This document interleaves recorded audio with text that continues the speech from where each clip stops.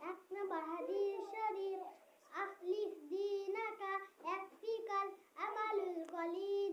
এক নম্বর হাদিস